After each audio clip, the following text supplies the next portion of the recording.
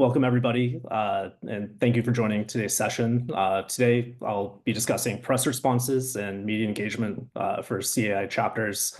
A little bit about myself. For the past 10 years, I've been running PR campaigns for Fortune 500 companies. I've been having clients like FedEx, Ford Motor Company, United Healthcare, AARP, and I've been with CAI about a year now. And I was really excited to take all that knowledge, PR knowledge I had before, and bring it here to strengthen CAI's media presence as well as support the chapters. With that being said, let's go ahead and get right into it. So here's what we'll be covering today. We'll start with why media engagement is important and how it impacts public perception of community associations.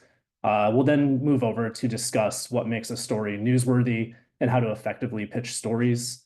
And then we'll also go over crafting strong press responses, including when to use different types of media materials like press releases, media statements, letters to the editor, op-eds. And then next, we'll learn how to engage with journalists, build relationships, and ultimately respond to any negative coverage. And then finally, we'll review the media resources available to CAI chapters and wrap up with some key takeaways. Ultimately, the main goal of this session is to provide you with actionable strategies to engage with the media, really learn how to navigate the complexities of media coverage, and then ultimately establish CAI as a reliable and authoritative voice for your chapter. All right. So why media engagement matters. Media engagement plays a major role in shaping public perception of community associations nationwide.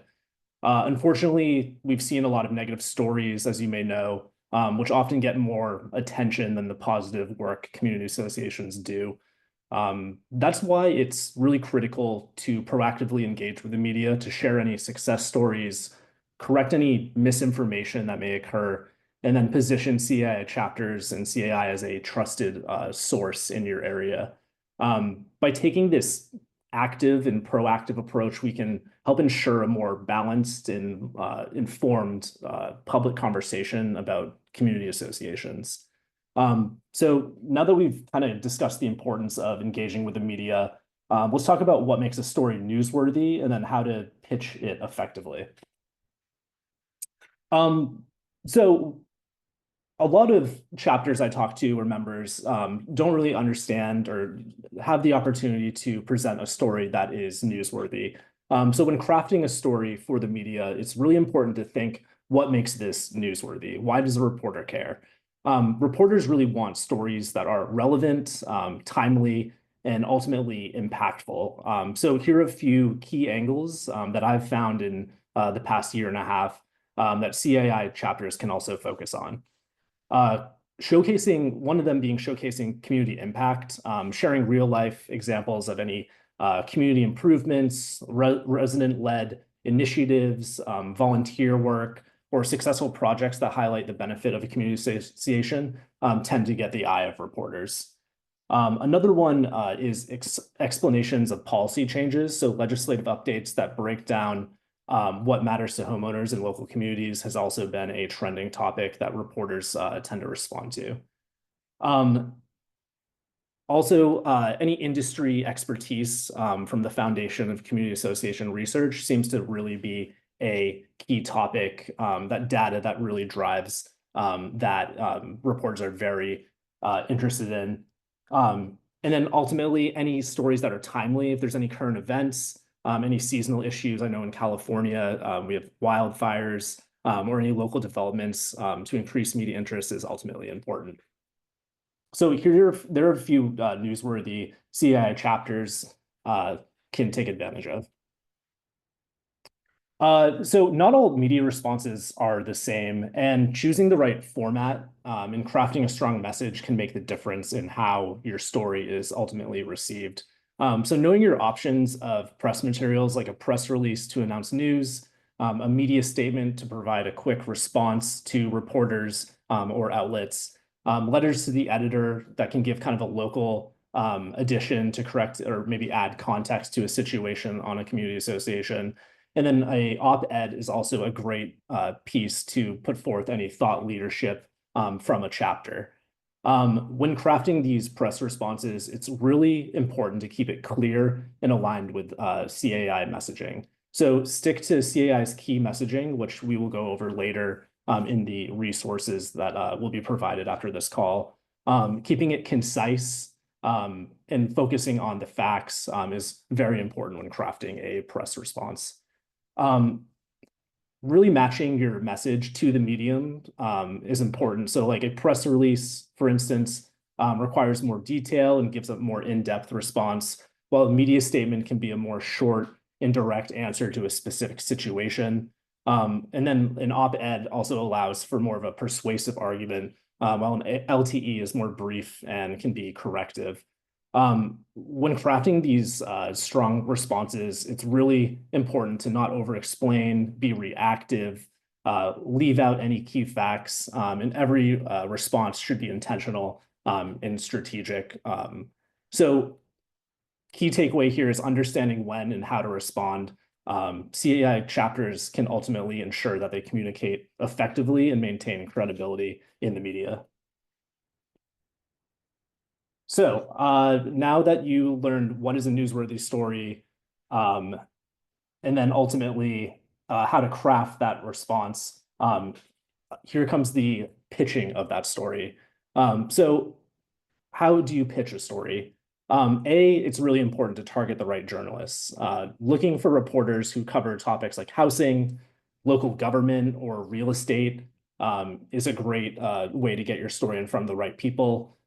Making your pitch timely, so pitches at the beginning of the week and tying it to any current events that are local issues or any national trends you've been seeing is very important.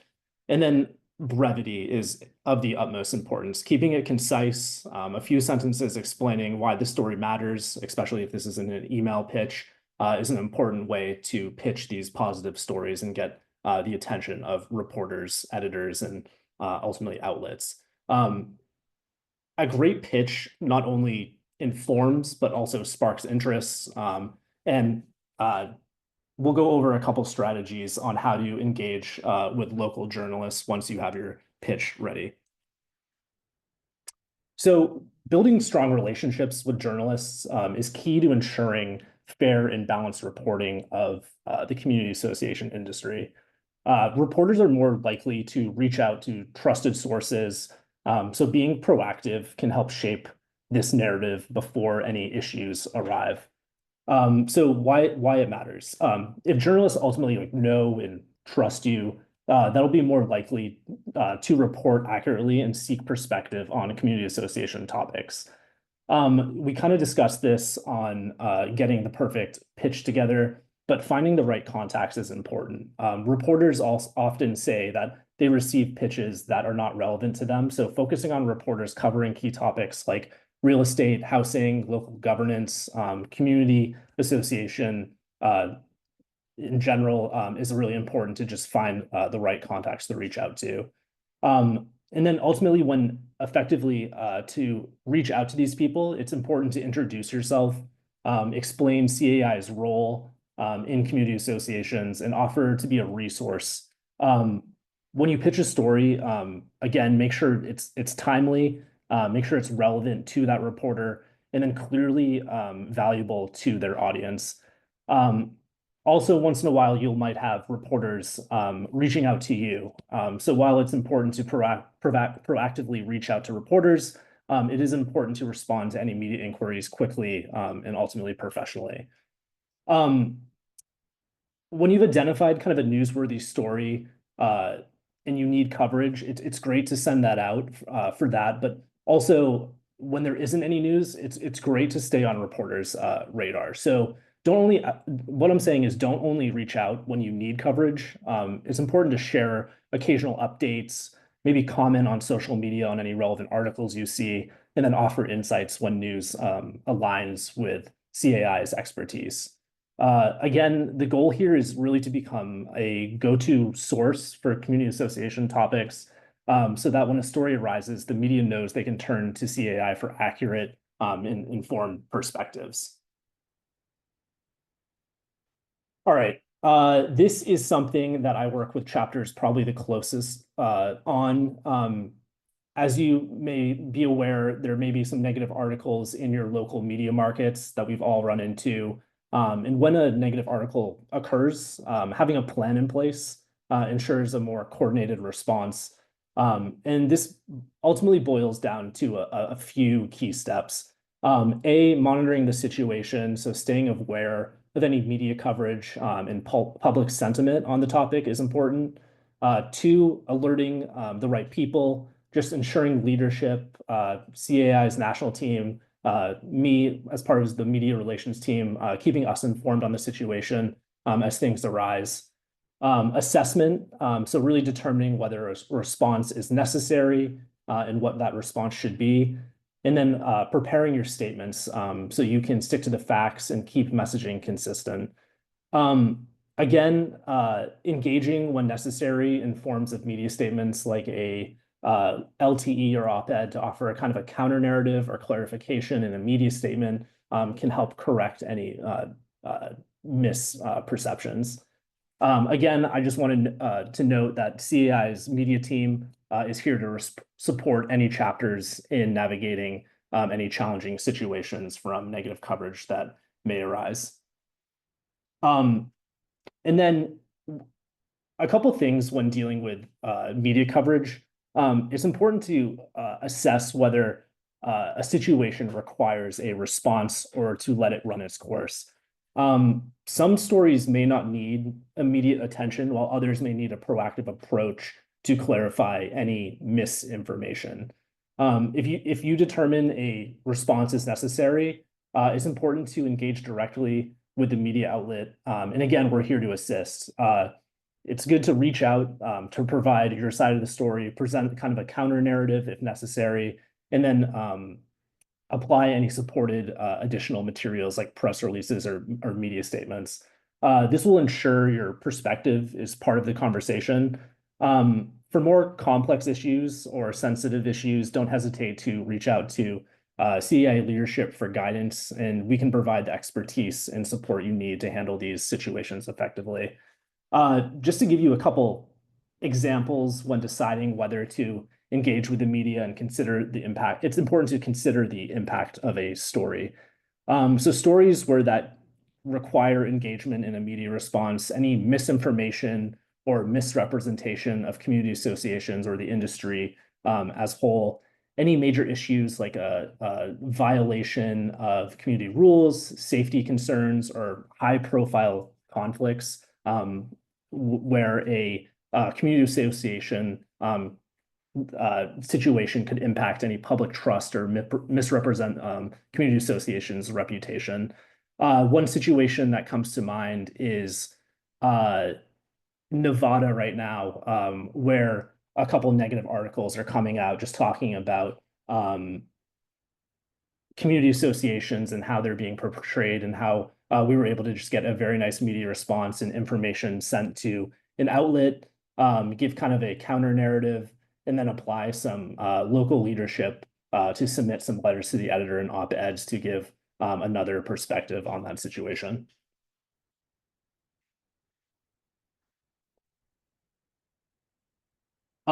As I said before, a couple resources to help your chapter engage with the press. These include press release templates to streamline any messaging. Also in there are letters to the editor, op-ed templates that you can use. Again, happy to help craft these with you if you reach out to my email.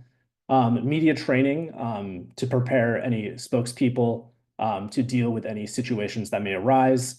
And then ultimately, I really want to point out that we're here to support you from the national team, support from the media relations team. So we really encourage chapters to take advantage of these tools and then reach out whenever assistance is needed. All right, a couple of key takeaways to summarize what we've covered today. Ultimately, proactive media engagement is important to help shape public perception, and understanding what makes a story newsworthy helps improve press coverage. Again, building relationships with journalists increases the chance of fair and more reporting, and then responding to any negative media requires a calm and strategic approach. And then again, want to point out our resources that we offer to help support your media relations. By applying these kind of key takeaways, your chapters can have a stronger voice in shaping the narrative around community associations. Again, I'm Blaine Tobin. I'm the senior manager of media relations. I'm happy to answer any questions. I put my contact information below if you want to jot that down, reach out at any time to ask any questions. Thank you so much, Blaine.